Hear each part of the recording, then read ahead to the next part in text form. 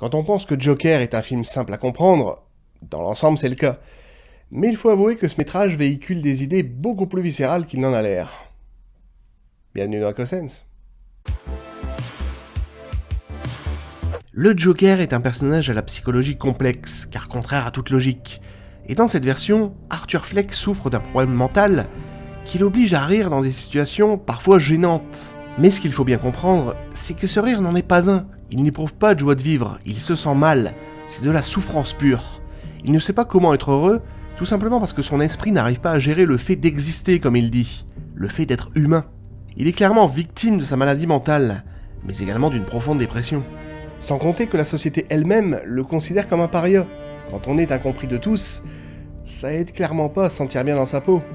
Ce film est un peu une leçon sur la dépression en fait, sur le mal-être. Arthur est un personnage incompris, antisocial. Il a du mal à se faire accepter par la société. C'est un observateur du monde qui l'entoure, un monde qu'il ne comprend pas, un monde qui le rejette. Et il y a d'ailleurs toute une symbolique qui est faite autour du clown, car au final, le monde ne le considère pas, il est juste un clown pour la société. Arthur est un artiste, il tente de se faire un nom dans le milieu du spectacle, mais en vain.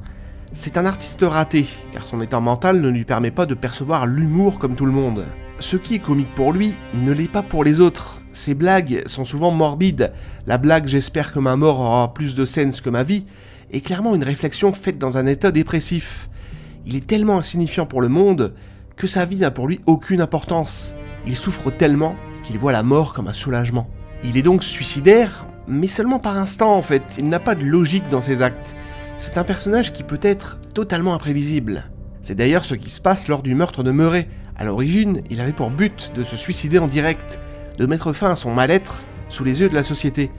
Mais au lieu de ça, ce n'est pas lui qu'il tue, mais Murray, un personnage riche, aimé par la société. On pourrait même dire qu'au-delà de nous montrer l'imprévisibilité d'Arthur et de son manque total de moralité, il tue la personne qu'il a toujours rêvé d'être, un artiste reconnu, compris et aimé de tous, un personnage qu'il a toujours vu comme une figure paternaliste. Ayant un père adoptif qui le maltraitait, et une mère qui n'a cessé de lui mentir, il a été élevé dans la cruauté et la souffrance. Pour certaines personnes, c'est l'absence d'amour et d'affection qui est la parfaite définition de la folie. Joker est un film qui ne parle pas seulement d'un homme dépressif, c'est également un film sociétal qui aborde la thématique de la décadence et de l'ascension sociale. Et cette thématique est subtilement représentée dans le film par ces fameuses marches, puisqu'en début de récit, Arthur monte les marches difficilement. Cet escalier interminable ainsi que sa démarche éreintante symbolise l'ascension sociale.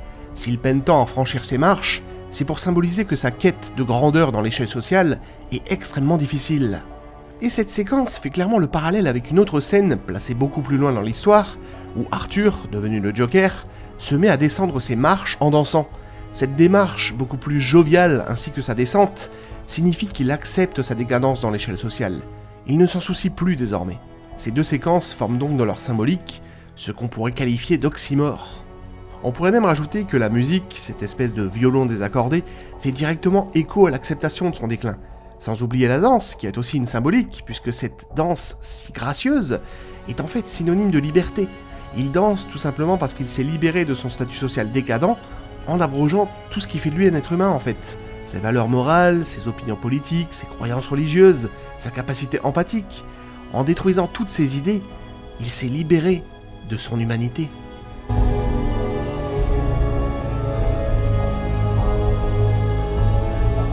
Parfois, quand on est seul et poussé à une profonde dépression, on finit par ne plus croire en rien, à ne plus faire la différence entre le bien et le mal.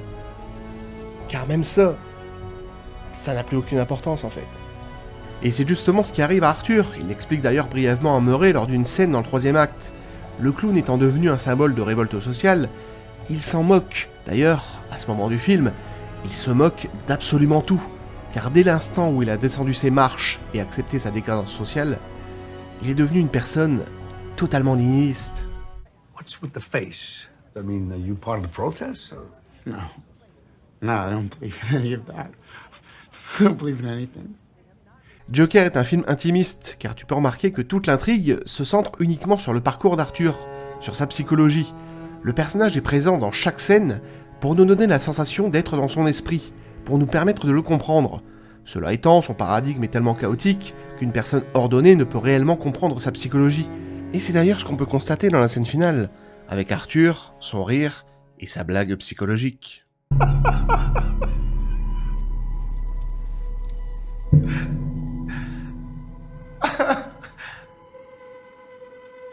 Do you want to tell it to me?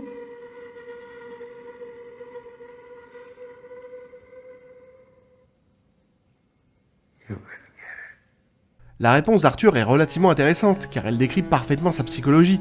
La question du pourquoi il rit à ce moment précis se pose, et la réponse est tout bonnement ésotérique.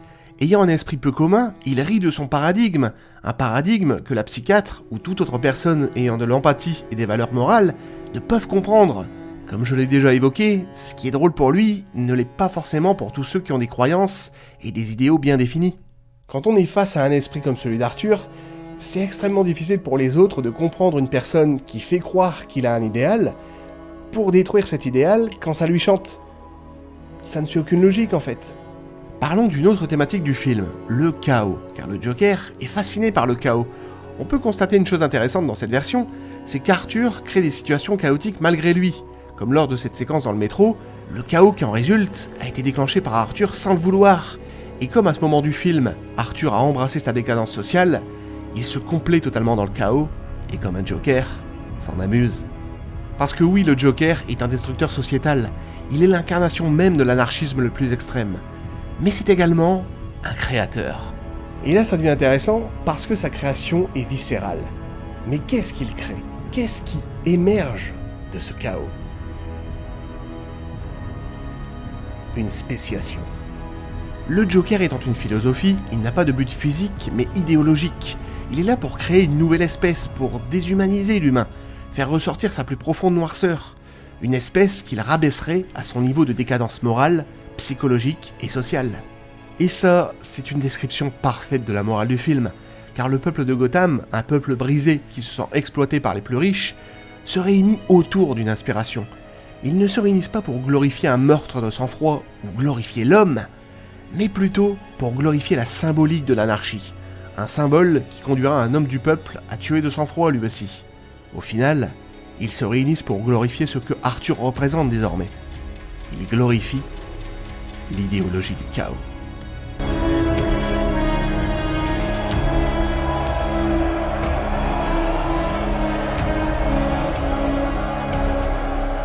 Il faut savoir que les idéologies décadentes sont pernicieuses, et ce film est fascinant, car il te montre d'une manière très réaliste qu'un monsieur tout-le-monde, voire même un paria de la société, peut devenir une inspiration idéologique. N'oublie jamais que la cinématographie se traite avec intellect, émotion, et abonne-toi. Dans le prochain EcoSense, on parlera du film Logan.